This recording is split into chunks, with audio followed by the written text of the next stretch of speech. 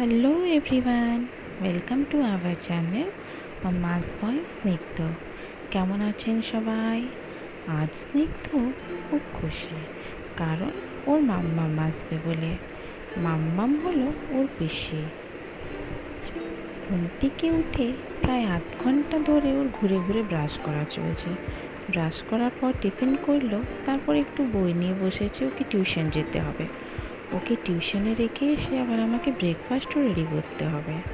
তাই ওকে টিউশনে রেখে দিয়ে এসে আমি ব্রেকফাস্ট রেডি করতে ঢুকলাম। আজ গেস্ট আসবে বলে লুচি আর ঘুগনি রান্না করলাম। একদিকে আবার দুপুরের খাবারটাও চাপিয়ে দিয়েছি। আগে সব ভাজাগুলো করে কমপ্লিট করে নিলাম, দেরি না হয়ে যায় বলে একটু জলদি করে খাবার করতে হচ্ছে। চলো, সবাই চলে এসছে। জায়েবুর আবার পটল তরকারি খুব পছন্দ, তাই আমি আজকে একটু পটল চিংড়িও রান্না করেছি। পটলটা প্রায় হয়ে এসছে, আমি একটু চিনি আর গরম মশলা দিয়ে পটলটা নামিয়ে নিলাম। আমার আবার সব খাবারে একটু চিনি না দিলে পোষায় না।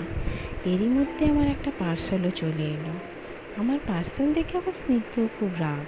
কেন না, মায়ের পার্সেল কেন এসছে, আমার পার্সেল কেন আসেনি। রাগ করে যেয়ে নিয়ে ছাদে বসে রইল। চলো, খাবারটা কমপ্লিট করে নিই। ঝোল ফুটছে, মাছ ভাজাগুলো ঝোলের মধ্যে দিয়ে একটু সর্ষে পোস্ত বাটা আর মেথি পাউডার দিয়ে মাছটা নামিয়ে নিলাম। আমি আজকে মাছের মাথা দিয়ে মুগ ডালও করব। আমার ছেলে আবার ডাল ভাত আর মাছ ভাজা খেতে খুব পছন্দ করে, তাই ওর জন্য মাছ ভাজাগুলো আগেই তুলে রেখেছি। ডালও প্রায় হয়ে এসছে। চিনি আর গরম মশলা, এতেও একটু মেথি পাতা দিয়ে নামিয়ে নিলাম। স্নিগ্ধর খাবার বাড়া হয়ে গিয়েছে, ওকে খাবার খাওয়াতে হবে। আজকের মতন ভিডিওটা এখানেই শেষ করলাম। টাটা, ভালো থাকুন।